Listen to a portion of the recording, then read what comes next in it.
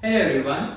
In this video, we'll understand the concept of Goods and Services Tax, that is GST. Now, before we learn the concept of GST, we have to go through a few terms which will be necessary to understand the chapter in a better way. The first is the cost price. Now, cost price or CP is the price at which any trader buys the goods or services. Now, the next term is the listed price or marked price. Now, for example, we go to a mall and we see a shirt of rupees 2000. So, this 2000 rupees is not the selling price, is not the cost price. This is the listed price. This is the price tag which is attached to that shirt. Then we see a discount on that. These days we have a lot of sale seasons and all. So discount we see, let's say, is at 50%. So now the shirt is available at rupees 1000. This 1000 is the selling price by the trader or by the mall owner or whosoever person is selling that shirt. So he must have sourced, let's say, the shirt he must have bought for rupees 750. So 750 is the cost price for that trader. He marked the price at rupees 2000. So 2000 is the marked price or the listed price. He offered a discount of 50%. So discount rate is 50% and the shirt is now available at rupees 1000. So if you are buying the shirt at 1000, then the selling price by the trader is rupees 1000. So these are the terms that you should know. The concept should be clear to understand the chapter in a better way. Now, when we talk about GST, there are two ways in which GST is calculated. First is when the transaction happens within the same state, we call it as intra-state transaction.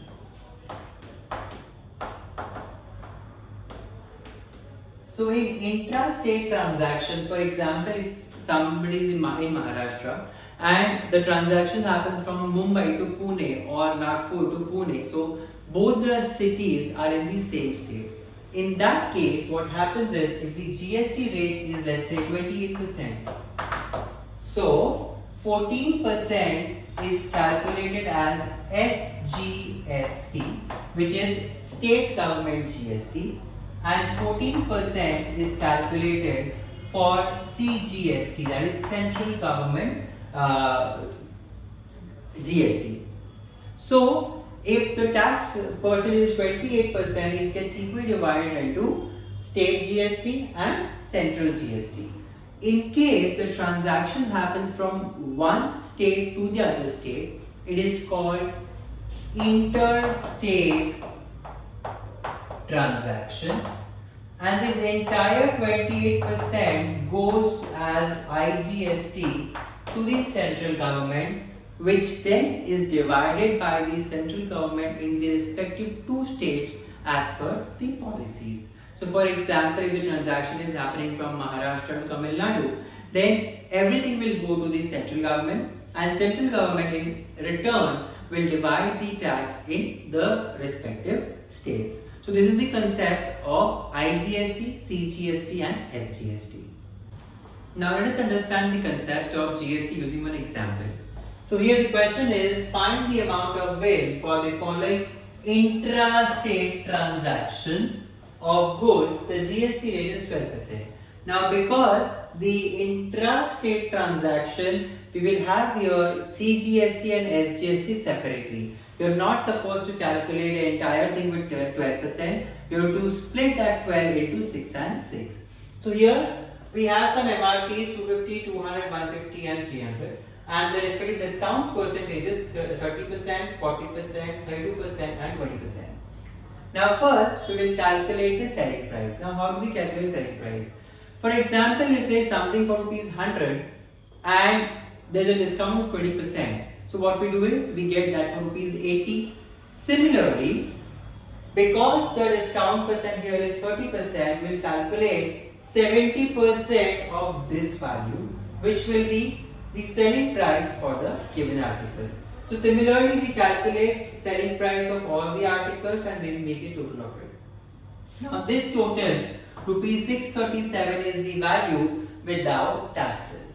Now here the tax percentage is 12%, which is to be calculated intra-state. So we find out 6% of 637 as CGST and as SGST. So we get it as 38.22, 38.22. Hence for the total bill, we will add all the values like the value of our total, that is 637, plus the tax values, and the answer we get is 713.44 rupees. So this is how you are supposed to calculate the questions based on GST. In case the question was for interstate, now right now it is intrastate. If the question had been interstate, in that case we would have gone for IGST only. Let us understand the concept of input tax credit with the help of an example. Now usually kids get confused with this concept. So if I have to break it simple, the tax paid by any trader or dealer is the tax on the profit only. The input tax, whenever we use the term input tax, it means the tax on the cost price, and the output tax is the tax paid on the selling price. These are three things that you have to remember. Now let's take the question and understand things better. A, B, C are three dealers in GST chain. A buys goods and services for rupees 2000 and sells it to B at a profit of rupees 500. B in turn sells it to C at a profit of rupees 1000. GST is 18%. Now before going to the question, let's just present the question in a better way to understand it in a easier manner.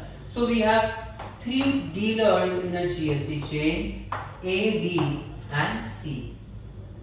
A buys goods and services for rupees 2000, so CP for A is rupees 2000, and sells to B at a profit of rupees 500. That means SP for A is rupees 2500. 2000 was the CP, 500 was the profit, so SP for A becomes 2500. Now this SP will become CP for B. So CP for B is rupees 2500. B in turn sells to C at a profit of rupees 1000. That means SP is equal to rupees 3500. 2500 plus 1000 makes it 3500. So now this will become CP for C, that is 3500 is CP for the trader C. Now here C is the end user, so he will not have any SP here. So we consider this as the last thing for the chain. Now let us take the questions. The first is input tax payable by A. Now as I said, input tax always means the tax on the cost price. So 18% of 2000, that comes out rupees 360. Second question is input tax payable by B. So again input tax means tax on the cost price. So input tax 18% of 2500 as CP, that's equal to rupees 450.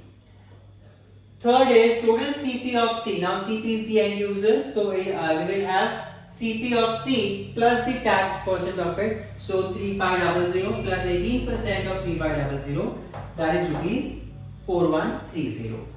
Fourth part is output GST of C. Now because C is not selling this to anybody, so there is no selling price or there is no output value associated with C. Hence the output tax by C will be equal to 0.